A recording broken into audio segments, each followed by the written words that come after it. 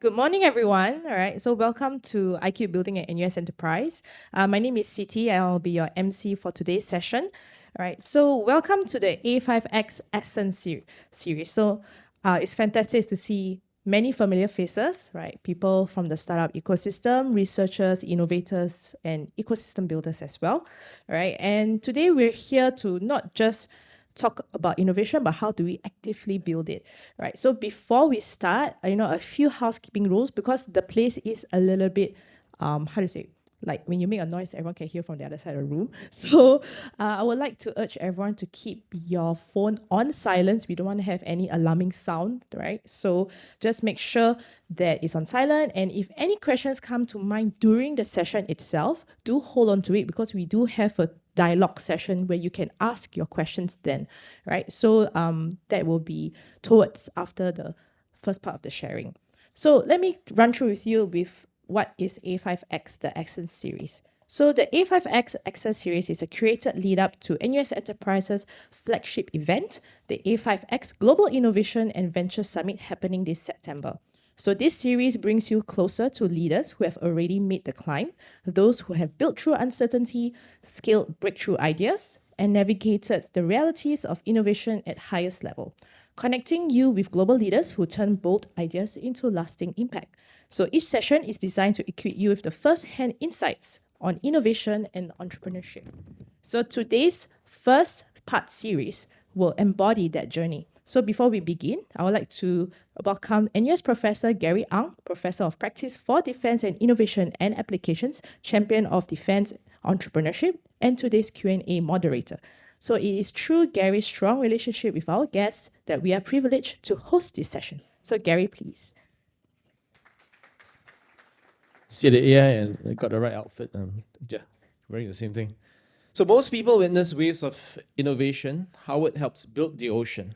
His journey began in academia as a professor at the University of Pennsylvania and Cornell, where his early research on network optimization was critical in bringing the ARPANET, the foundation of the internet, to the world. From there, he moved into the trenches of high finance and venture capital, serving as the founding president of the legendary Renaissance Technologies and co-founding First Round Capital. Today, as the chair and general partner of B Capital, Howard is a leading voice in resilience tech. He's personally guiding the next generation of dual-use innovations, serving on the boards of companies like Precision Neuroscience, Apptronic, and Jet Zero. Howard is here to share the hard truths of the deep tech journey, from the physics of the atom to the reaches of space. Please join me in welcoming Howard Morgan. Thank you. Thank you all. It is a pleasure to me to be here in Singapore with you today. B Capital, which I chair, it also has a headquarters in Singapore. My co-founding partner Eduardo Savarin is based here in Singapore, and we have a very large group of people, including today 8 people who focus completely on using AI to help us in the venture capital world, as well as our investment partners and investment people for Singapore, for India, and for Asia. And then, of course, we have a very large operation in the US with our other co-founder, Raj Ganguly, based in Los Angeles. I'm based in New York, San Francisco. My partner, Daisy Kai, is here, who's based in San Francisco. So we are a global venture firm. But I want to talk a little bit about the journey and about the whole methodology that we use in evaluating ventures and how we got to being very interested in what's going on today in the deep tech world. So yes, as Gary mentioned, I taught at Cornell and then at Caltech, and then went to the University of Pennsylvania in 1972. And in 74, we got machine number 50 on the ARPANET, which is the precursor to the internet. And it became clear to me at that point that the world was going to change in a very dramatic way. And I was able to write papers and lead people into thinking about what we then called the Office of the Future. So throughout the 70s, I was preaching around the world that the world is going to change. We're going to use email. We're going to communicate. And in fact, you'll use your own email. In fact, one day I wrote about the fact that managers and executives were going to type their own emails and have fewer secretaries. And I was picketed by the Secretaries Association at the university. But I got it right because as far as I know, almost everybody today either writes their own emails or speaks them, because we've worked a lot in that whole area of text-to-speech. In 1982, after helping start a company that was funded by Jim Simons, Jim asked me, and we started Renaissance Technology. Renaissance is legendary as a quant investor. It is pretty much still one of the greatest quant investors ever. Their internal fund called Medallion, which was external until about 2004, has continued to generate gross returns of 100% a year, net returns after fees of about 38% a year. And what happened was, at Renaissance, in the first few years, we also had venture capital. And the venture capital did better than the quant because the quant wasn't up to those levels yet. So we were generating 25% returns with companies like Cylink, which had the equivalent of RSA for security. We encrypt the Swift network with the Diffie-Hellman stuff. We encrypt, it's still going today, although it's part of another company. And once the venture became less profitable than quant, we took the venture out of Renaissance and left Renaissance as pure quant. And then I started doing venture from the same office with my money and Jim's money, and investing in a whole bunch of different things, including a company called Idealab. And Idealab was the first incubator. And Idealab has incubated several hundred companies. It's still going strong today. One of the brilliant inventions of its founder, Bill Gross, was paid search. We created a company that became Overture, still used as part of Microsoft's Bing. And we tried to buy Google when it came out. And unfortunately, the venture capitalist behind Google, John Doerr, wouldn't let them sell to us, even though we offered them an enormous amount of money at the time, $2.5 billion. And they were 1/10 our sales, but we knew that they were a great company. So we couldn't buy them. Eventually, we sold them Google Photos, what is today Google Photos, called Picasa for many years, and had an interesting journey in doing things and then starting to do things in the energy space in early 2000s, in the solar space, and trying to get that wave. And my blog, when I was writing it, was called waytooearly.com, because that's how I've made my money investing. I invest either too early or way too early. And if you invest way too early, you have to have patience, real patience. But the returns can be enormous. So just as an example, First Round Capital Fund 2 invested in 70 companies and ended up with 68 of them returning 5 times the fund, which is a very good venture fund. And the 69th was Uber. It started in our office, and it ended up returning 22 times the fund. And it was about an entrepreneur that we had known. And we said, whatever you're going to do next, we had told this previous company, to eBay, just come in, we'll give you $250,000 and we'll give you a desk and you start what you want to start. And he said, I'm ready. And we said, here's your desk. What are you starting? He said, well, I'm calling it Uber Cab. We're going to call black cars in San Francisco and make it easier for people, because now we have the iPhone and we have maps and we can show the people where the car is, that it's actually getting closer to them. Because one of the problems in San Francisco in particular was you'd call a taxi and 10 minutes later they wouldn't show up and you wouldn't see them. And then you'd call back again and they say, oh, they're on their way. And maybe they were, maybe they weren't. And the brilliance that Garrett had was to say, if I can actually give you the comfort to show you, you'll wait 10 minutes if you see he's actually making his way to you. And of course, that became a phenomena and returned a huge amount to us. We invested at $4 million valuation. We got out at $60 billion. But that wasn't the best investment in the fund.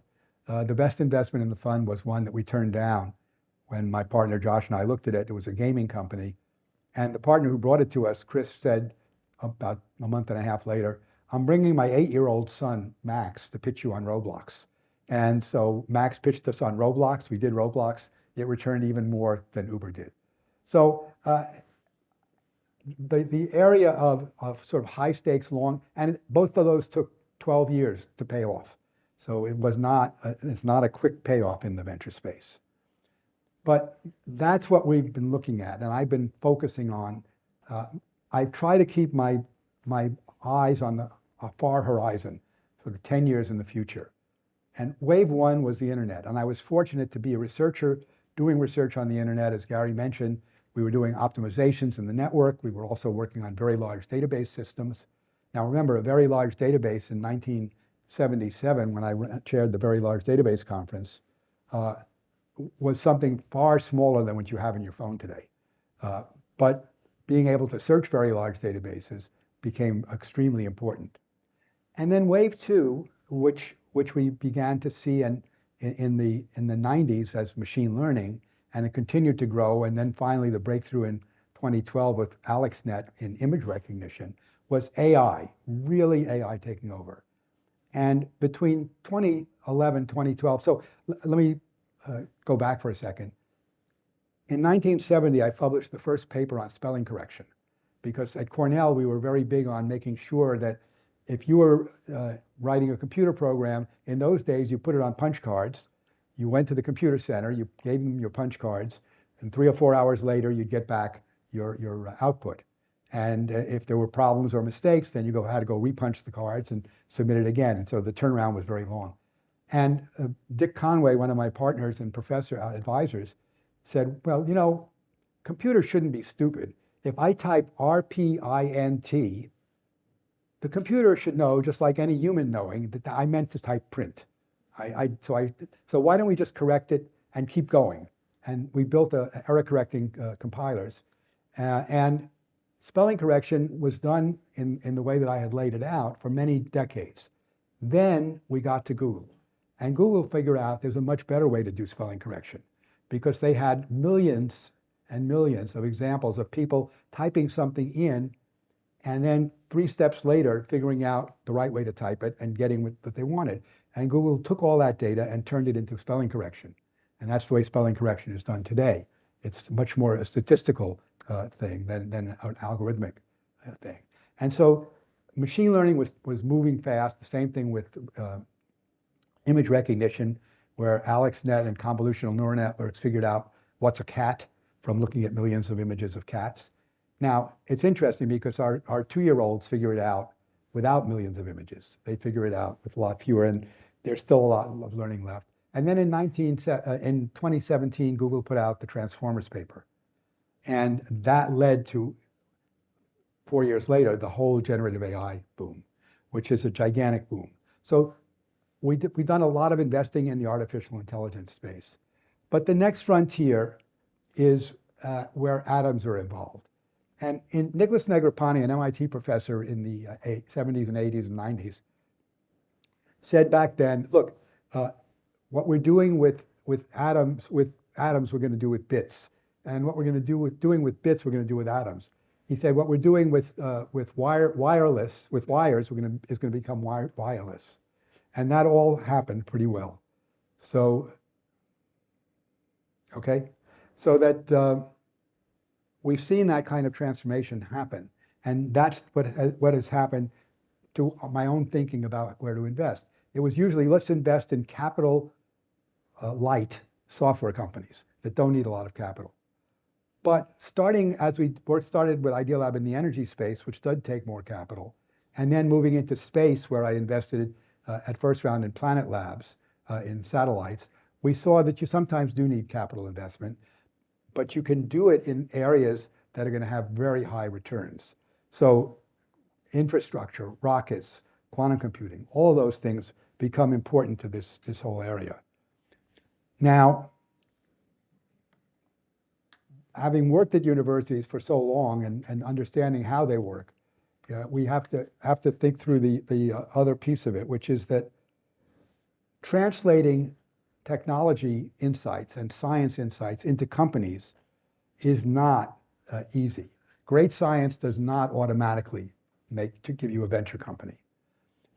And if you're an academic, and I was one for 14 years, you get rewarded for publications. You get rewarded for novelty. But as a VC, what we want to reward is something that's scalable, something that can be commercially executed and really move you further along. So what you need for a company to take a scientific discovery and turn it into a very successful company is a pain point. You really need technology push doesn't work. That is, you say, here's a great technology, don't you want to use it? And people don't understand the technology usually. But if you show them, well, here's a pain point you have.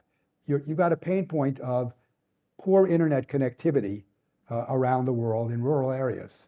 Okay, now Starlink can come in and solve that problem and become a very highly fundable company. Or, gee, getting taxis in San Francisco is a very difficult problem. And now Uber can come in and solve that. But just saying, oh, I have GPS and I have maps, and now how do I push that in great products, doesn't work. You need to see, how can I get the market to pull? How can I find an urgent problem that customers have? Because if you do that, you'll be able to pull customers in, get customers to want to buy what you've got, as particularly if it's an innovative solution. It's something they haven't seen before, but they see the application. They see how it goes. So when you're thinking about the technologies that you're creating, and you're thinking about how do I turn this into a company, think about first, what is the pain point? What is it that I'm going to solve? The old necessity is the mother of invention. And so what's the necessity that's not there today that I need as an invention? And some of that happened in the SaaS revolution. So Salesforce recognized that people needed to keep good lists of their customers. They needed to and by the way, we'll make these slides available to people later on, so you don't have to take pictures of everyone. But it did try to solve that pain point of, I have a salesman, I have 6 salesmen, each of them are having customer contacts, I'd like to know about that. And here's a company that comes along and says, here's how we can do that easily now that we have online access to things, now that we have very, very easy internet things. It solves that point. But that was pure software. Now, when we get into deep tech, we have a much longer development cycle. I'll talk about some of our companies in a little bit, but a company like Precision Neuroscience, which is putting basically a thin film array on top of your brain underneath your scalp, and getting it through the FDA approvals and the government approvals and getting it tested and working, that is a much longer cycle time. That's 5 years, 8 years. It's not, gee, I can build this by vibe coding it this weekend. You have real, and you have to bend metal, as we say. In that case, we're creating things that will have to fit inside your scalp, inside your brain, and inside other parts of your body to hold the electronics and to hold the batteries. Much longer sales cycle. Building the things that we're doing at Starcatcher in the satellite world means we're putting together satellites. Now, putting together satellites in 2000 was a $100 million proposition. The reason we invested in Planet Labs in 2008 was that they figured out a way to build a satellite for $1 million. And it was a 100-to-1 difference. And the reason they said, look, if we put up our satellites and we only want them to stay up for a year, and they don't have humans in them, we can use all sorts of commercial off-the-shelf products in them. Cameras, the cell phone cameras, all sorts of things that have a consumer use, so they're cheap. And we can put those into a satellite and make that work in a much better way. So the capital intensity is there, but it doesn't have to be insane capital intensity. So a company like Starcatcher, we can probably get it done for 50 to 100 million. Now, in my earlier days in venture, that was an enormous number. In today's venture world, where we see companies routinely raising $1 billion, it's a little different. The other thing about deep tech is there are regulatory challenges. In the case of Precision, you've got the regulatory challenges of FDA approval. In the case of space, you have all sorts of regulations you have to deal with, plus all sorts of authorizations you need to be able to put something in space, make sure everyone else in space knows where it is and where it's going and is it going to fit, and make sure that, because you don't really get to try space, putting something in space is not the same as a software program. You can't move fast and break things. It's just too expensive. There's a very good blog post recently about how NASA codes versus how Facebook codes. When the coders at NASA are coding for no failures, for zero. And that means that they test everything, that they check every input. They make sure when a function gets an input, the first thing the function does is to see if the inputs are in range. At Facebook, they never do that. They just move very, very quickly. So you really have larger capital, but the offset of that is you've got dramatically larger opportunities. You've got really big opportunities. So what do I think about as a VC? What's the real lens that I use in looking at things? And I call it the 6 Ps. Now, it is traditional for venture capitalists to tell you that the most important thing is the entrepreneur. But that's a lie. The entrepreneurs are very important, but the most important thing is a giant market. If you have a really giant market and a great entrepreneur, then you can have a big win. If you have a really niche market, no matter how good the entrepreneur, it may not be a venture scale company. If the market for this company is $20 million a year, and you can build a product for it that will make you $15 million of profit, that's a great company for you to have. But it's not a great company for me to back as a venture capitalist. I need something that has really large markets. And the other thing is, if you start with a really large market and the first product you produce isn't exactly right, you can pivot and tweak it around because the market is still big enough. That said, I have to be traditional. So in the 6 Ps, the first one is people. It is the entrepreneur. And I want to make sure the entrepreneur has intelligence and integrity. Those are the 2 most critical things. Intelligence, because life's too short to work with stupid people. It's just not fun. So I like to work with intelligent people, and I know people at universities like NUS typically fall into that category. And then you need integrity. I do want people to tell me the bad news. I do want them to be honest. And we've had situations in our investing at first round and at B Capital where we've had frauds. We've had companies where the founders literally have created frauds, and they're not telling us the truth, and they're afraid of that, so they try to cover it up, and it's really a problem. So number 1 is the people. Number 2 is the product/market. How big is it? And now in the early stage, whatever product you show me on day 1 is probably not exactly the product that you're going to be shipping a year from now. So that's why I want the market to be big enough, but I also want you to be customer-centric. You have to listen to your customers. You have to know what is it that the customer wants and how are they reacting to what you think. You can put out something you think is great, and the customers may want to tweak it in some way, and you have to listen to that. The third thing is plans. Can you build a spreadsheet, a model of what you're doing, and that allows for budget planning, allows for planning of building, particularly in the deep tech world, building the hardware. Is your hardware scheduling done with the right amount of cushion in it for slippages? Things go wrong in all kinds of ways. Supply chain problems that you have. If you have something that involves the China supply chain and you are a U.S. defense tech company, you have problems today because the U.S. government is concerned about that piece of it.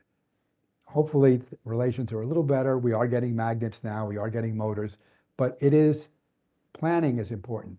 Now, if I could take every financial plan that was shown to me and turn it into reality, I'd be much, much wealthier.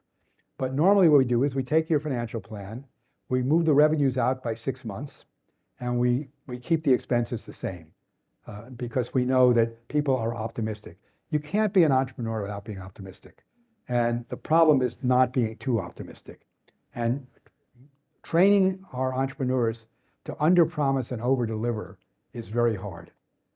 You've got to train them to rein back in their optimism, build a budget based on a pessimistic forecast, and then make their optimistic thinking work, and then everybody's happy. If you go the other way, everybody's unhappy. The fourth P is profits, because that's what we're in business for. We're in business to make profits. That's what investors pay for. And it is a crucial piece of it. So that means, what are the unit economics of what I'm building? And I will say that Josh Koppelman at First Round and Eduardo Saverin at B Capital are both fanatically focused on the unit economics of whatever product we're looking at. How much margin is there at a unit level of each one. If you can make a little bit on each particular widget that you're selling, and multiply it by a very big number, then you can cover the other costs, the indirect costs. But if you're not making money on the individual widgets, you're never going to make money. So the unit cost economics is very critical, and that leads you to what gets profits. But then there are two more P's that are critical for me in assessing entrepreneurship. One is what I call passion. And passion is basically, can you show me that you are so passionate about this idea that you're gonna run through walls to make it happen? That also, can you show me why I need to love it? And that is something that entrepreneurs have to do, because to be a great entrepreneur is to be a great storyteller. You have to know, how do I tell this story? How do I make this story work, not just to tell it to the customers, not just to tell it to the VCs, but to tell it to the people I'm trying to hire. And that is the real superpower of most great entrepreneurs. Because all you have to give out in many cases is worthless stock, or at least worthless at the time you give it out. Hopefully later on it's worth a lot. And you have to get the best entrepreneurs to join you. And we've seen recent evidence of this. We funded a company recently called Axiom Math, which released its first product today, which wants to prove theorems using language models. And Karina Holland, the woman who started it out at Stanford, was able to attract people from Meta and from OpenAI and from Anthropic, people who were getting far more, 3, 4, 5 times as much salary as she could offer them, because she showed them a mission that she had passion about and that she could instill that passion in them. She also instilled it in myself and Yonda Ehrlich and the other people on our team so that we would do the deal. And now she's, after releasing their first product today, they're going to start to do that in customers. So passion is really critical. And we can only judge that with kind of in-person meetings. That's something that we're not ready to let AI judge for us, although AI can do a lot of the other stuff. And the final one is persistence, which is to say, along the journey, along the entrepreneurial journey, you're going to have speed bumps. Things are not going to go right all the time. And the question is, you'll be working 24/7. Your spouse will tell you, why are you doing this? This is crazy. You're making half of what you used to make. Do you have the persistence to overcome that, to stick with it, and to have, some people call it grit, but that is the final critical element for what we're looking at.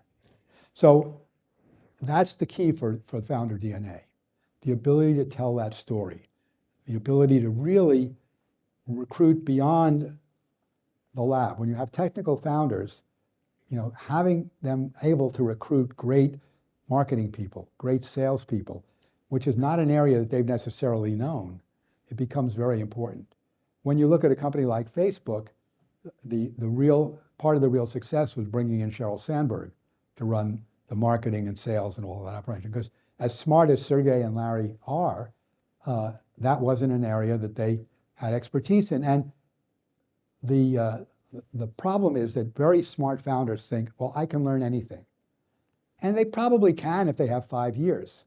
But if you're in a competitive space, you don't have 5 years. So bring in someone who's done it before, but that means having the ability to bring them in. And that, again, is part of that passion that we spoke about. And then having operational discipline. Understand that in a startup, cash is king. You do not want to run out of money. And when I talk to a founder and I say, how much do we have left? How many months of runway do we have left? If they can't give me the answer off the top of their heads, I'm really worried. They ought to know that we've got, $5 million in the bank and we're burning $400,000 a month, and that means 12 months. And if they say, I'll ask my CFO, I get really worried. But you need to have that operational discipline of knowing how you're spending, what you're spending, and where you're spending. And when you're gonna run out, so you know when you have to raise, and that becomes very critical. Bad news first. When I was first starting with Jim Simons, and we would look at companies, and then I would be on the board, and I'd come back from a board meeting, he'd say, I know it's a wonderful company. What's the bad news? I want the bad news first. Then we'll get the good news. But the bad news is something that we can work on to figure out how to fix. Good news, okay, we can smile about it. but we need to know how we can help the company. So make sure you find founders who will give you the bad news and give it to you early so you can fix problems before they snowball and become too big for anyone. Okay, so now let's talk about deep tech a little more. What makes it fundable to us and to me is, number one, an order of magnitude improvement over the alternatives. If you're just 2x better, that's not good enough. You really have to have something seriously better in what you're doing. So, for example, a Precision Neuro is spun out of people who left Neuralink because they didn't like sticking needles in people's brains. And they felt that by doing it the way they were doing it, they could put 10 times the number of electrical pads so they could sense a lot more detail about what's going on in the brain than Neuralink could. And they are doing that.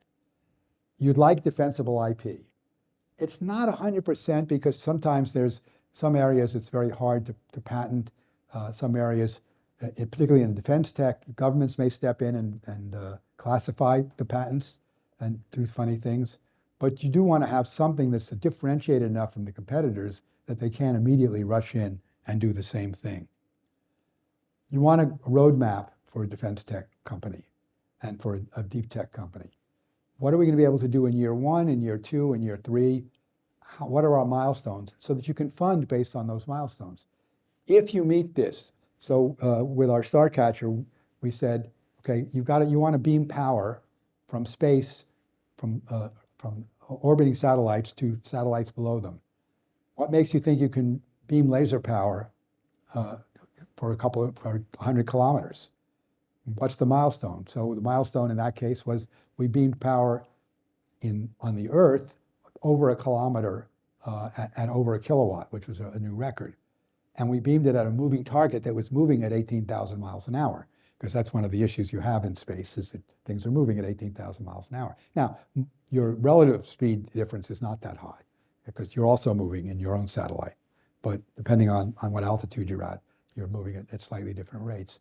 So what are the milestones and how can we, when we evaluate those milestones, we say, okay, now you're ready for the next round of funding. If not, maybe it's time to hang it up. And then what is the pathway to commercialization? So we require to talk to customers, potential customers. They can be in government, they can be in defense, but and try to get those customers to give you POCs, proof of concept contracts, try to give you contingent orders.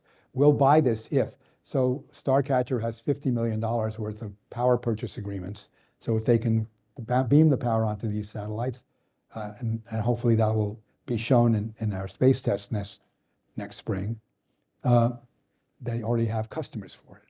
So those are what we need to have happen. So let me give you a few examples. About, I guess it's almost 24 months now, we saw a humanoid robotics company. So there are a couple of humanoid robotics companies out there, and we had looked at several of them. There's one that's inside of Tesla, so you can't look at that one. They're building the Tesla robot, the Optimus robot. So we were shown this company in Austin, Texas, called Aptronic. And Aptronic had been around for 8 years, mostly doing work for the Defense Department and NASA, building robots for them. They were also contracted by Tesla to help build the first Optimus robot. And we really liked what they were doing. And so I was able to invest at a $250 million valuation. And their milestones were then trying to get a customer to work with them on the machine learning and the world model, as we call it in robotics, the world model. And sure enough, 3 months after we invested, Google DeepMind decided to become their partner and to put $150 million in. And that led to us now raising, over the last year, $1 billion, $950 million, to move forward with building hundreds of robots. We have a manufacturing facility now in Mexico where we're building a robot a day, and we're training on dozens of robots now every day, teaching them to do tasks and getting them to become smarter and smarter so that we can so that we can have them learn their own tasks. And that's what's going to happen in this humanoid. Humanoid robots will be $1 trillion business. Elon has said that, he's right. There will be a number of players, just like the auto industry has a number of players. Humanoids will have a number of players. China has some very strong competitors. Unitree, you've all seen the dancing robots and so on. They're particularly great in locomotion, not as good in some of the other things in robotics. But the US companies, particularly those that have any connection to defense, are not going to be able to use Chinese robots. There's just too much paranoia and fear. So this market will be, just like the auto industry is, separated into probably half a dozen major players to split up that initially 1 trillion and then probably even more. And we will see robots in our homes in the next 10 years. I don't think they'll be in the homes next year. But they will be in factories. They will be in stores, in logistics, in data centers. Right now, we have Mercedes as a client who wants to put it on their factory floors. Figure AI has BMW as a client. The auto manufacturers want robots, and not that they haven't been using robots for decades, but they've been using robots to do one job, one task. What this does is replace the type of worker who could move from task to task, and the robot can learn a new task very quickly. So it's one that we're very excited about. And as I say, we went from the $250 million valuation when I started to a $1.4 billion valuation last spring, I guess, and then to a $5 billion valuation in last month, and only growing, only growing. Then we were brought a company that's doing unmanned surface vehicles. It's called Havoc AI. There are 2 or 3 companies doing them. The biggest and most well-known is a company called Saronic. And the difference is, 2 differences. One, Saronic controls a boat, an unmanned boat, and sells it to the Navy and the Army. By the way, the US Army has more boats than the Navy. Sells it to the US Army for $2.3 million. Havoc sells each of its 10-meter boats for $100,000. But Havoc's secret sauce is in the AI to run a swarm of them. So we did a demonstration for a bunch of people showing where we had 10 boats off of the coast of Portugal. We had 10 boats off of the coast of San Diego, which is where we were, and 10 off of the coast of Hawaii. And we could say to the swarm, okay, take this piece of ocean, figure out, divide it up amongst yourselves, and search for this profile. So each boat has on it solar panels, a Starlink receiver, so that it's not subject, so it has a mesh network, and whatever you want to put on it, which includes cameras and other things, not weapons. That is, we can't sell them with weapons. They can put weapons on later if they want. And then say, okay, the admiral I was standing next to said, you know, I'd like 1,000 of these circling Taiwan so that I know everything that's going on around Taiwan at every minute. And 1,000 of these at $100,000 we can afford. 1,000 Saronics at $2 million, we can't. So that's the way these things are working. And Havoc's, again, one of those that we invested at $100 million, then it did a $250 million round, and now it's doing a $700 million round. So it's making real progress. It's got lots of boats in the water, not just 10-meter boats, because they're fundamentally a swarm software company. They've now put that swarm software on drones and on surface vehicles, on unmanned cars, unmanned Jeeps, really. Space really excited me. We met Andrew Rush. He had already taken a space company public, a company called Maiden Space, and joined another space company, public company, Redwire. And he said he realized that one of the problems in space is that when you throw up a satellite, or you don't throw it up, but anyway, when you launch a satellite, typically it has 2 big solar panels for its power. And all too often, meteorites, micrometeorites, or debris will hit one of them and knock it out. And now you have half the power. And that means you have to change your mission, or you have to deorbit the satellite, which is extremely expensive. He said, but you know, those solar panels, they can take more than 1 sun's worth of light and generate more electricity. So if I can shine a laser tuned to the right frequency for that solar panel, I can give it 2 suns, 3 suns, 5 suns even. So I'm going to put a satellite at 1,500 kilometers and beam power using lasers and mirrors, smoke and mirrors, as we say, to the satellites below us. And if I can do that, I'm the power company in space, Pacific Gas and Electric or Con Edison or whatever the Singapore power company is. And we had a lot of interest from commercial companies, from DoD and others, because if you can beam, and beaming power in space is nice because you don't go through the atmosphere, so you don't have huge losses of energy. When you try to beam power back to Earth, and people are doing this, and we'll see more of that, you have huge efficiency losses. This doesn't. So we now have a large number of power purchase agreements. We have $1 billion worth of POCs of people, saying they will buy it if we get it built. Quantum computing. I've kind of been a believer in quantum computing, and we met the entrepreneur in 2016, Nick Farina, and he was working with Michigan State University professor and a Princeton professor who had a different way of looking at this. And when you look at what IBM and what Google and the things you see mostly, you see them, IBM started out, well, we've got 2 qubits working. Now we've got 16 qubits. Now we've got 100 qubits. IBM is now up to 1,132 qubits. But that's not what you need for practical quantum computing. If you want to break Bitcoin, you need about 1 million working qubits. And that means you have to design for scale from day one. And that's what HeroQ was doing. Now, in 2016, it was way too early. And I said, come back when you got some more. And in 2019, he came back and I said, yeah, it's still too early.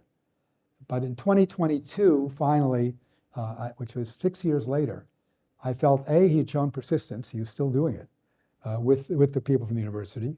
And it now had real promise. And so we funded it then. It's grown dramatically. And we've taped out a 10,000 qubit chip. And sometime in late 27, I think we'll be demonstrating somewhere between a few hundred and 10,000 qubits, which will be a gigantic value boost. So the capital has gone in milestones. Okay, first, show us that you can design the chip. Show us that it's electrons on helium. You build a regular CMOS chip with channels. You put liquid helium in it. You float electrons above them. You entangle them, and you get quantum effects. So they were showing us each stage of the way. Now we have a spin qubit. Now we have 2 qubits to entangle, and we'll do all that. And then precision neuro. So there's the brain, and there's their thin film array. And Neuralink has now been in 13 patients with what Neuralink has done. We've been in over 70 patients at 13 major hospitals. We got FDA approval so that we can now leave it in when we're doing work at hospitals. Usually when people have a tumor, a brain tumor, and they're taking out the brain tumor, we can do a lot of testing. We show that we can get people to use their brains to move a cursor, to click on things. We have a video that shows, you may have seen the video Neuralink did a few years ago of an ape playing Pong. It was a very popular video. The ape was playing Pong, and then they unplugged the joystick, but the ape continued to play with the joystick. Then they took the joystick away, and it continued to play. We've now done that with humans. Humans are at least as good as apes at playing Pong. And so we've made great strides. We've mapped out all of the fingers and how you move your fingers. We've mapped out speech so that we can decode what you're thinking of saying. If, for example, you have a neurodegenerative disease like ALS where you can't speak and you can't control your muscles, but your brain can still think about what it wants to do. Very exciting and continuing to grow. So what do they share? They share a deep scientific insight.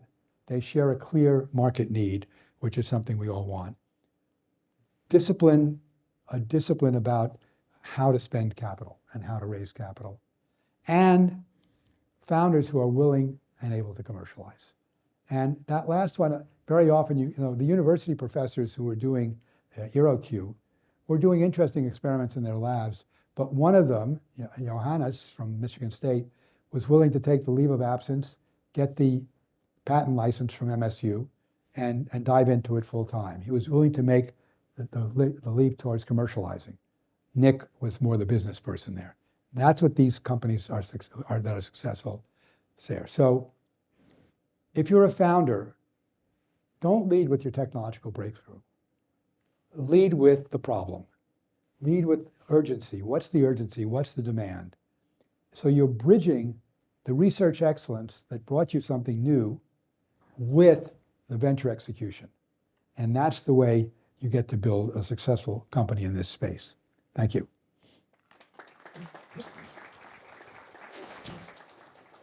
Thank you so much, Howard, for that powerful sharing. Right, so now is the dialogue session. So may I invite Gary to helm the dialogue session here as well? Well, hi everyone. I'm Howard's partner. I'm a general partner at B Capital, and so just to share how exciting today to be here to listen to Howard talking to audiences with NUS faculty and students. And I always wanted to be in a setup that listened to Howard as a professor way, because I've been, I introduced Gary myself as an assistant to Howard. That's the past 5 years. I figured that's the best learning opportunity for me. She's being too humble. Yes, very much. Well, and also Howard treats our crew like PhD students. Like whenever we go to him, he has an answer for us. That's the beauty. So actually, I have a question today for you. Maybe, Gary, you will ask Howard similar questions, because right now we're doing this deep tech and frontier tech and defense tech that Gary is building here. And in a strategic location, Singapore, where you are dealing with navigate all the geopolitics. And so I wanted to ask, from both your view, that what is the best strategy for Singapore to play, which is different than the pure US play. And I will have one more question, but maybe I'll have you talk first, and then, so I will ask first, and then whether you can pick. So my second question is, I started today very early at 7 doing team meetings with my US teams, and they were saying, oh, you look very tired. You start very early. I said, yeah, that's what happens when you travel with Howard. Like, we finished late last night, then we get up early this morning. So when we see his resume and starting bio, it's kind of overwhelming. Like, how can this all achieved like by one person, right? So I'm just sharing a little bit. That's how it's done. Like he just very excited and passionate about all these frontier, the latest, and that also inspires me. So my question, maybe you ask too, like every founder met Howard will be asking how you do it, how you manage it, how like even drive us very tired, but how you do it. Yeah, thank you very much. Thank you. Well, clones. There are 4 clones of me. You have that's the easy way to do it. Look, I have a passion for life. I have a passion for learning, and I have had it for the last decade, a passion for longevity. So I do things to try to keep my mind and body sharp. Proper exercise, proper sleep, proper diet, proper supplements and things that I need. So that part is something I've just always been, and most of that is genetic. I'm very lucky. I got good genes from my father and mother. The best way to figure out if you're going to live longer is to figure out how long your parents lived. And, unfortunately, you can't change that today. In about 20 years, with some gene therapy, you might be able to change that. But right now, you can't. So, but your other question, I think, is an important one. I think Gary will have much more to say about it than I do, which is, Singapore is uniquely situated. And it is in a part of the world where they have important neighbors in China and Japan and India and Indonesia. And defense tech is a little different and has a different meaning here, I think, because Singapore started from day one.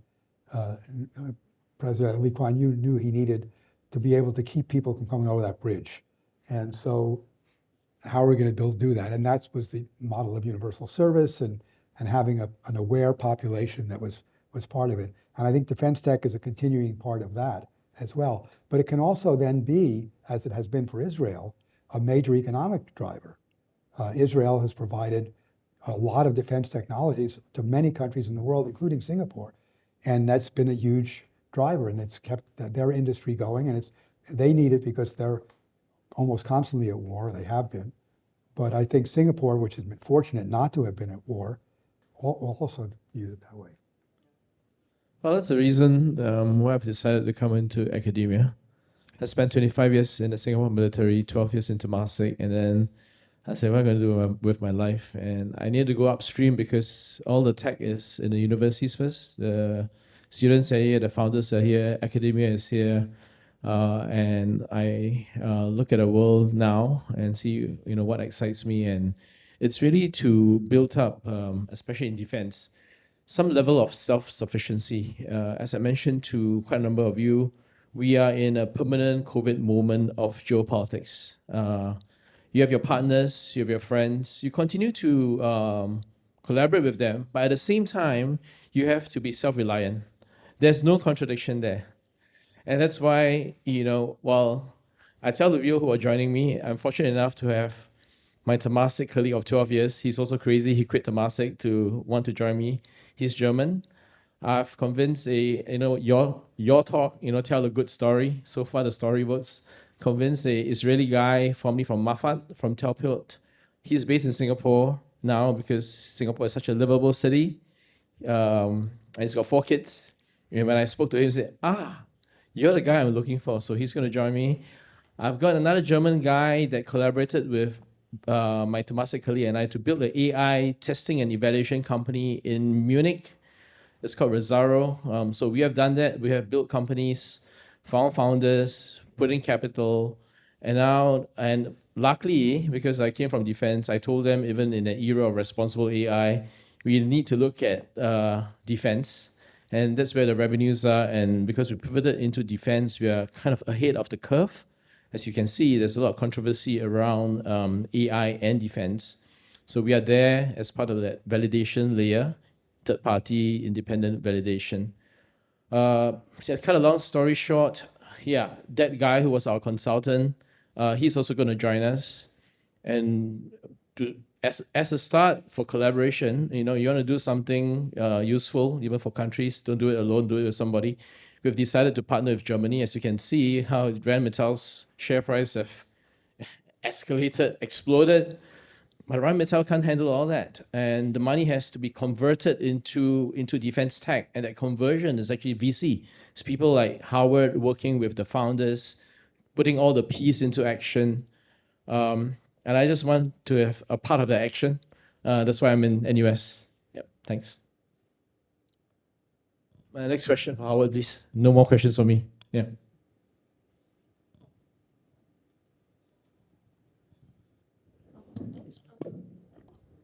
Thank you so much for the insightful speech. I'm Haruka from Japan. I'm doing entrepreneurship education in university for a living. Then now we are visiting the NUS for collaboration program.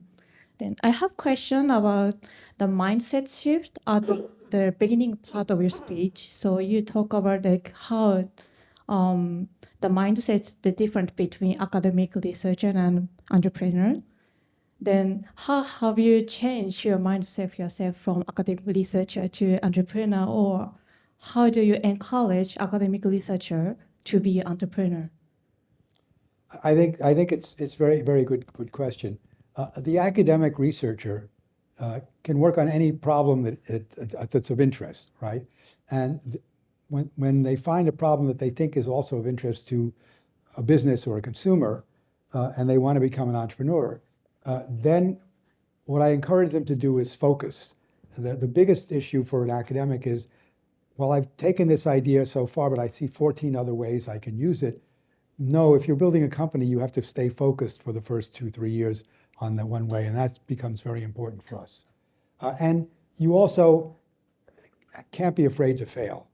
That's something we didn't talk about. But the reason the US venture world has been so successful, the US entrepreneurial world, is because we allow people to fail and then start something new.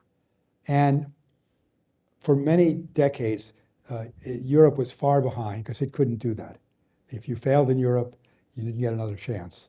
Similarly in Japan, that's changing in Japan. My partner Karan, who's also here, has spent a lot of time recently in Japan, and we've done some venture there.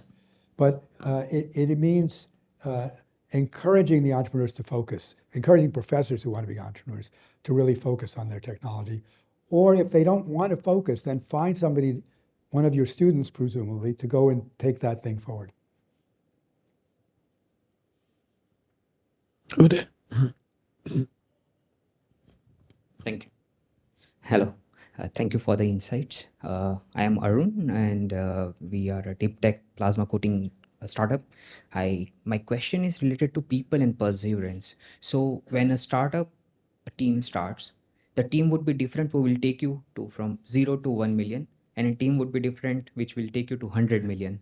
So, being a founder, how adaptive we have to be to such changes? Well, obviously the 0 to 1 is the raw founder. When you look at the founders who have stayed in control of trillion-dollar companies, like Bill Gates, the reason he did was that very early on he brought in Mike Maples from IBM. He brought in a seasoned executive to help him. I mentioned Sheryl Sandberg coming into Google, coming into Facebook rather. Eric Schmidt came into Google. And Michael Dell brought in Glenn Henry from IBM. So it means that you get the idea right, do that 0 to 1 or maybe 10 million. And then as you really want to scale, then you have to put in process. So you're an entrepreneur, you have 20 people, and you hired every one of them. And then you walk in one day, you've got 50 people, and you look at somebody and you say, who hired her? What is she doing? And then you get to 100 people, and it's like, I don't know these people. Who are these people? I know they're helping me, but so that's the mindset change when you realize you have to delegate. And that delegation is very hard for some founders who are used to micromanaging, and because they want to know everything. And it's very difficult. That's the key change. But if you then bring in, we used to call it bringing in an adult in the Valley, but if you bring in the adult, they can help you through that. And particularly if you bring in one who is clearly not going to try to take your job. We want to leave you as founder, we want to leave you as CEO, but we want you to be educated as to what those duties are and what other things you have to do other than just coding every day or doing the engineering design every day. So I think that's the key, which is be open to bringing in experienced help. And that otherwise, as in many companies, you get thrown out. Company starts to grow, the board sees that you're really not able to grow with it, so they make you chief strategy officer or CTO or something, or they throw you out completely, but hopefully not, but some do. But you do need to have that ability to bring in the right kind of help at the right time. Not in that first year when you really need to go full blast on everything the way you're doing it. Okay, the guy in green, please. Yeah, I'm going to use my AI eye to spot who puts up the hand first and then sequence it. Thank you for your presentation, Dr. Morgan. And I'm Kaz from Kyoto University, and I'm a kind of associate professor of entrepreneurship, but I was a kind of entrepreneur in Japan. And I have a question.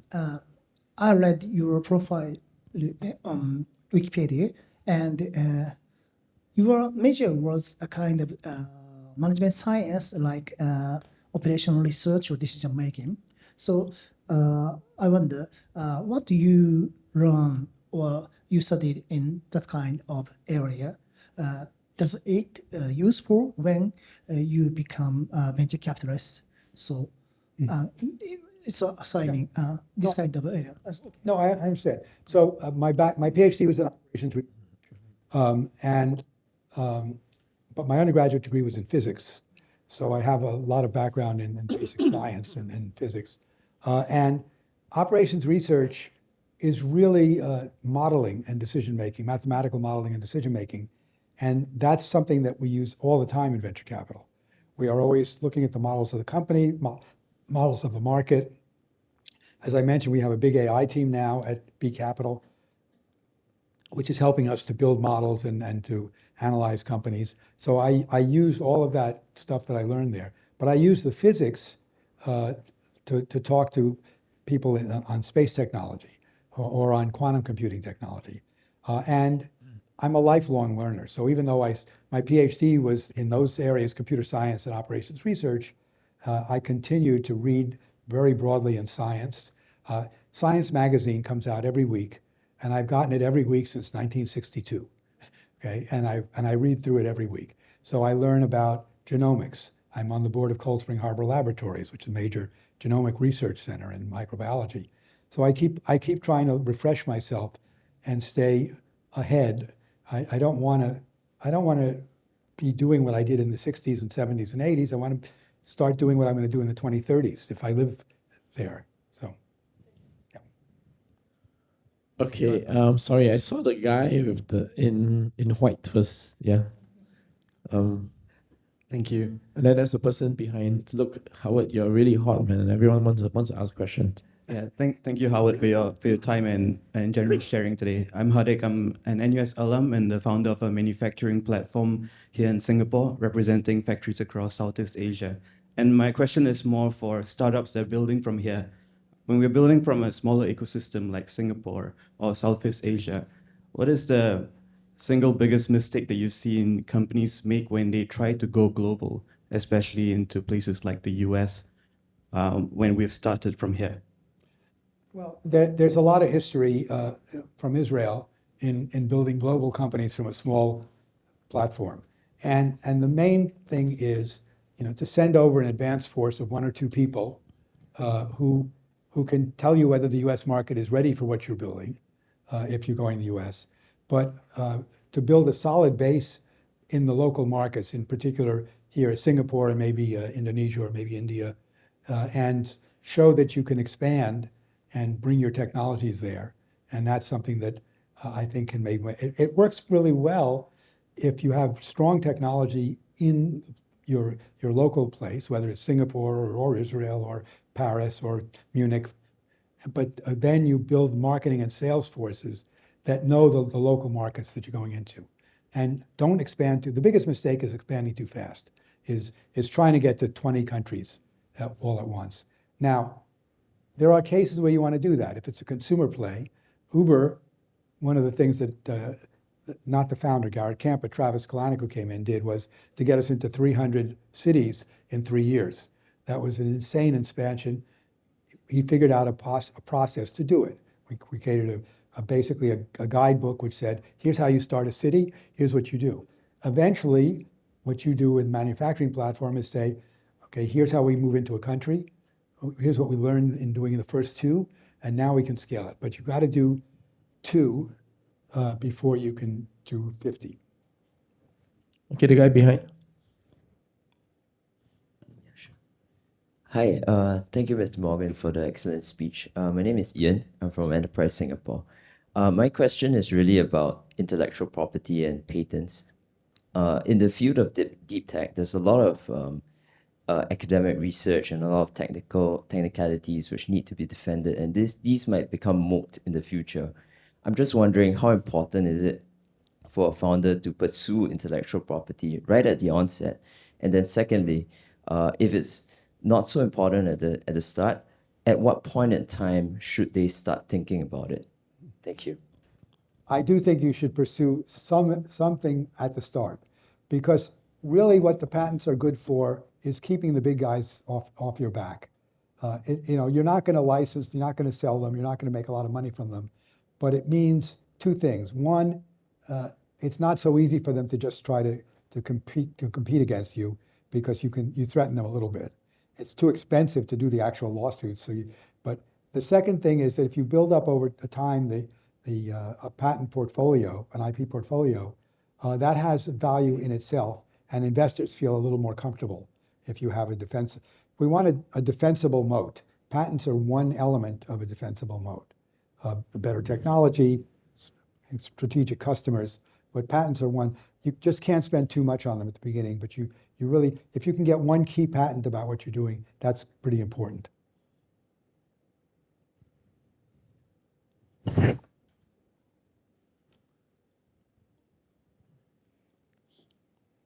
Hi, I'm Kirtana. So I'm a full-time student at NUS, and I'm also an intern with B Capital.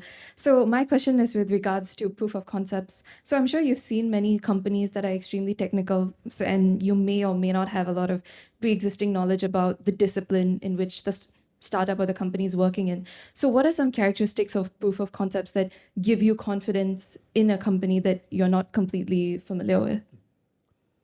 Well, basically, it gives us customers to talk to. And then what we do is we go to those customers and we say, you did a POC with Apptronic. You did a POC which said, if they get it right, you would buy 500 to 1,000 robots for a particular application. What makes you think it can handle that application?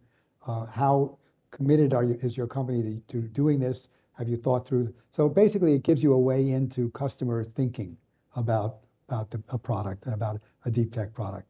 With Starcatcher, we've talked to people in the Air Force, Space Command. We've talked to people in places like Planet Labs, people putting up a lot of satellites. The other thing they worry about is, well, why doesn't Starlink do this?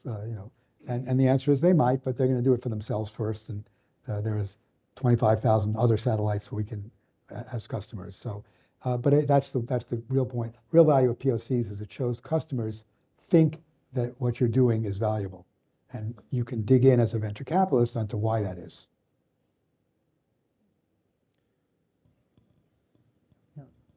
Hi, thank you so much. I'm Nicole from NUS Enterprise, and we are actually part of this venture capital program that is a new program under NUS Enterprise.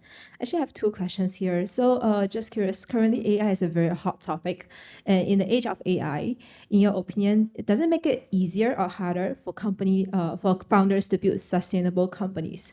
That's my first question. And then my second question is more on a personal basis. In this age of AI, what should a young investment professional do to future-proof one's career? Thank you. Yeah, I mean, what I told the B Capital team yesterday is Bill Gross at Idea Lab gave an interesting talk at DLD in Munich this year, and I took it to heart. And what he said was, last year with AI, he would start doing something and he'd say, I wonder if I can get some help from AI on this. This year, he starts by saying, okay, AI, do this, and ask me any questions you have. You start, and to future-proof yourself as an investment professional, you've got to start thinking that way. It's not, how can AI help me? It's, how can AI do this? And how can I help the AI do it? Because then you're future-proofing yourself, because you're becoming the driver of the thing. You're not the passenger waiting, keeping back and forth. You tell the AI what to do. And that's what the agentic world is getting us into, very much so.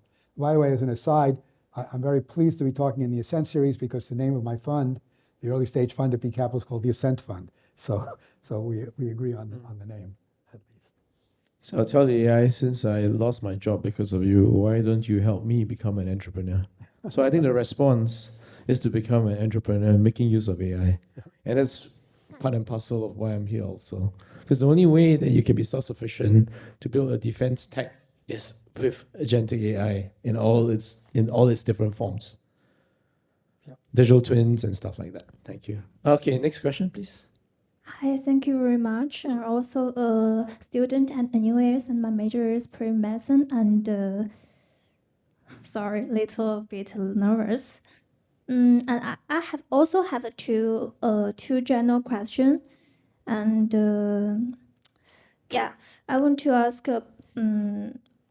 Howard, were there any projects or investments you missed because you hesitate or misjudge the situation at the time?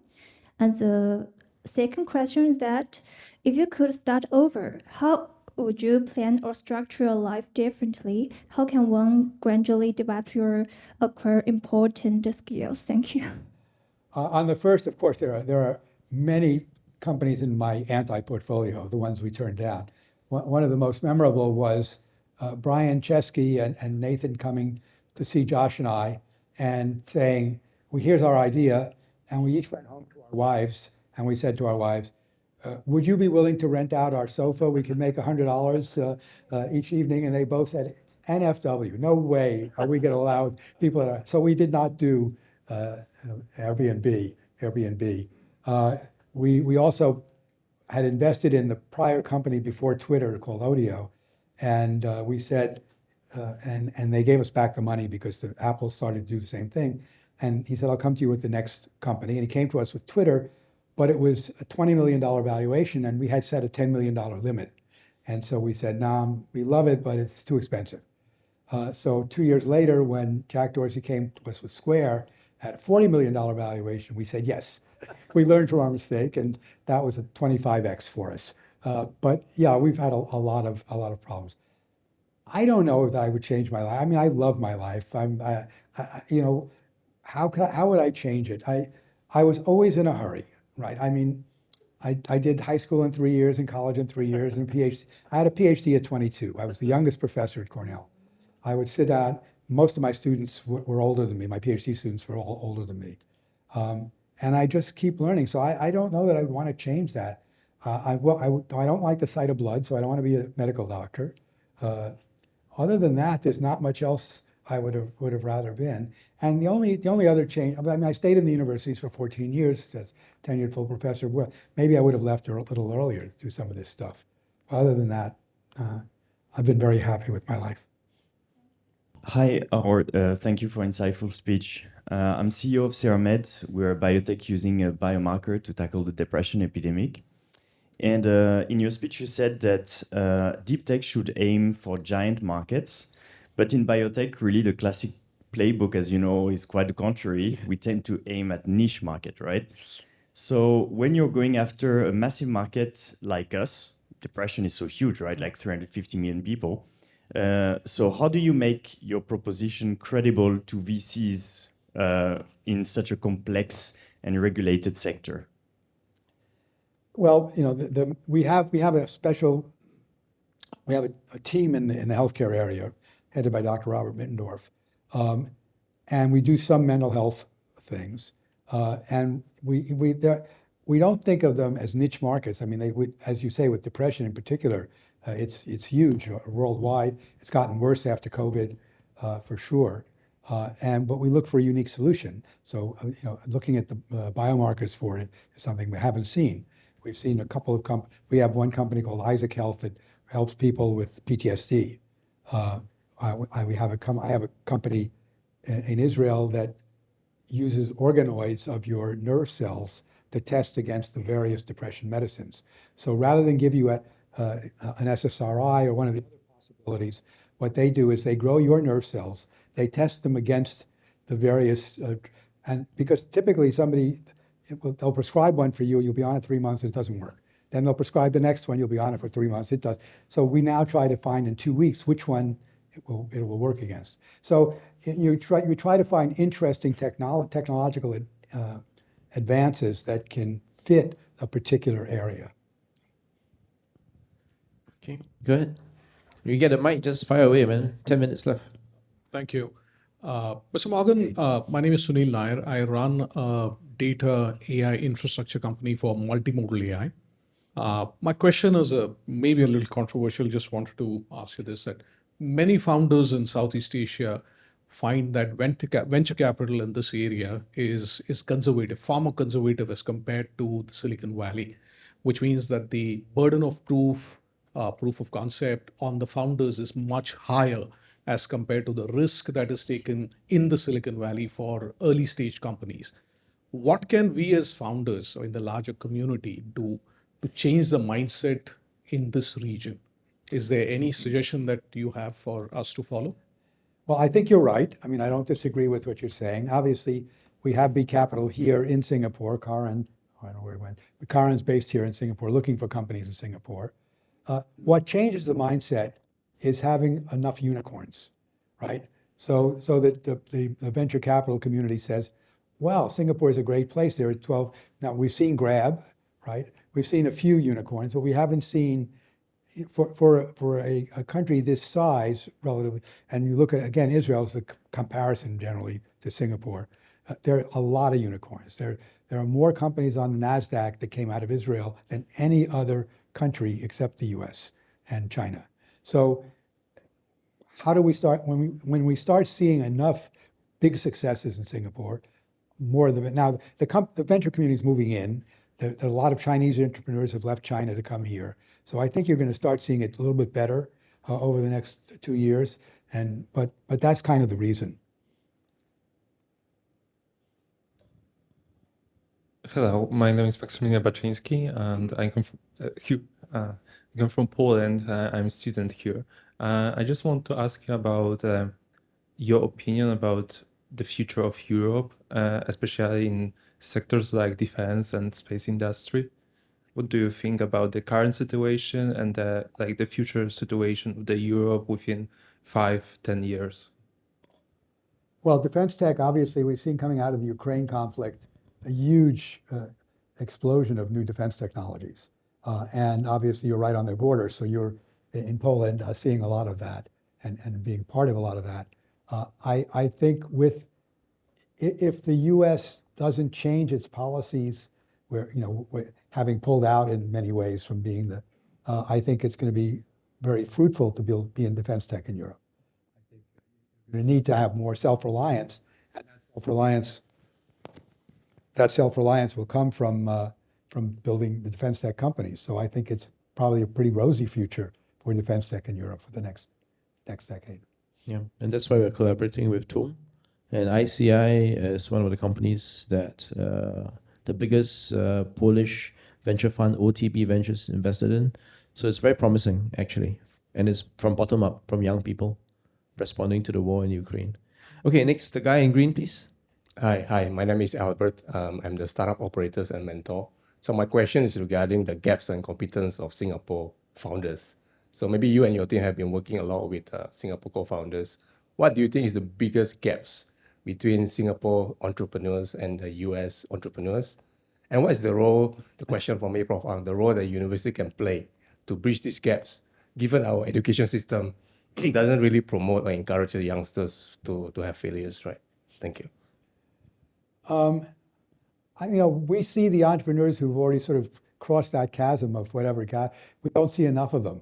So, the gap is, as you say, in the U.S., we have entrepreneurial competitions in high schools, and kids are, the whole role model is become a successful entrepreneur. So a lot of kids are doing that now. In Singapore, obviously, we see much less of that. We see same thing what you see in Europe, and what we used to see in Japan. It's changing a little bit in Japan now. Where it changed most was in the sort of period from 2008 to 2020 in China, where entrepreneurship became the key factor. So I think that you want to create more, whether it's student competitions, other things that get people and students in the high schools and then in college really thinking about entrepreneurship. And I know NUS has some programs, I think NTU also, but you need to develop that expertise. And we see that in the computer science students, they come into the hackathons and build stuff. But what we do in the US is we have a hackathon where we have the business school students and the computer science students, so that they try to create a business, and then we make them find partners in the first 2 days and figure out who's going to partner with you to help you make the business plan, you make the technology, make it all work. Yeah, the guy in blue, please. Go ahead. I am Rahul from Japan. I am wondering 3 BIPs of deep tech commercialization, like BIP 1 is internet, 2 is AI, and third one is frontier physics. But I am wondering about the health tech. Why health tech is not comes under the commercialization under deep tech? Well, it does with precision neuroscience, with the brain-computer technology. But basic health tech, biologics, finding drugs, that's well understood, and I don't consider it deep tech. I consider it tech and health tech, and we do health tech. About 25% of our investments are in health tech. And we've done a bunch of AI for drug discovery. In silico is now public in China. We did that in China, Hi-Fi Bio, Profound Bio. So we do invest in that. But this talk was more focused on things that were peripherally defense related. I added precision neuro because as a health tech. But no, health tech is critical and it's still growing everywhere. And of course, AI is having a monster impact on health tech. So we looked at companies in India doing radiology. Right now, the computers are much better at analyzing images, whether it's MRI or CAT scan or X-ray, than humans. Much better. They're at 99%, humans are at 95%. So it's an important one. Okay, we probably have time for maybe 2 more questions. Thanks, Howard. Yeah, so I'm Viet. I'm a CEO and founder of Nuismatic, a spin-out from NUS. We make drug absorption into our body easier and much more effective. So I just want to have one question to ask you about your Fundable startup slide. You mentioned we should have clear commercialization pathway. So could you elaborate more for especially for biotech and drug enabler company, for example? Thanks. Sure. I mean, getting drugs delivered on target is critical. A lot of people, put the drug inside of a lipid that has to go to the right place and find the right target. But finding a company that has some chemical that they want to get to a right place in the body, if you help with that, get the first company, to get the proof of concept with the first company, that makes it the most fundable. Getting a company to say, well, gee, if they can really make this commercialized, then I can use it for my drug, and I'm willing to pay for it. Okay, we got a last question from the lady. I'm sorry about the rest. Gotta have a cutoff. I've got some rapid fire questions as well to get through that. Okay, cool. Hi, thank you. My name is Fei Fei. I'm currently a computer science PhD student at NUS. My question would be, if we're targeting a global market right at the beginning, would you suggest starting the headquarter in US or Singapore, or any selection logic that you suggest? Yeah. I think if you really think it's got a global reach, start in the U.S. Keep your technologists here because they're less expensive, not much less expensive, unfortunately, but less expensive than U.S. But starting in the U.S., you'll get the market feedback you need to see if it's truly a global company. Okay, we've come to the end of this, and rapid fire, one sentence or one word answer for Howard. Best investment advice you ever got? Buy low, sell high. A technology that is currently overhyped? It's not Gen AI. I suspect that it's lasers. Okay, technology that is underhyped? Gen AI. John Doerr in 2000 said the internet is underhyped after the crash. Right. And he was right, but Cool. Hardest part, engineering or sales? Engineering. Most underrated city for tech? Most underrated city for tech, New York. Will you be remembered more for the ARPANET or B Capital? Probably for my philanthropy, but Next to that, yeah. I think ARPANET actually. Okay. As you can tell, there are more hands than humans here. So we could go on until probably this evening, but every good thing has to come to an end. So Howard, thank you for being so candid. Whether it's the physics of the atom or the architecture of the internet, you have reminded us that the most brilliant technology only matters if it solves a human problem. So thank you very much. Put your hands together. Thank you. Yeah. All right. Thank you so much to the audience and for your active participation. We would like to present a token of appreciation to Howard. So may I have our photographer here, please? So a little piece of Singapore. This is what the Excel is all about, learning for those who have navigated the climb so that we can build with greater clarity. So just to keep an update, we do have a second session with Professor Alberto Ortana, where we'll explore how breakthrough materials move from lab innovation to real-world applications. So check out our website and our Luma page, and keep a lookout for our event, A5X Global Innovation and Venture Summit. All right, so thank you, everyone.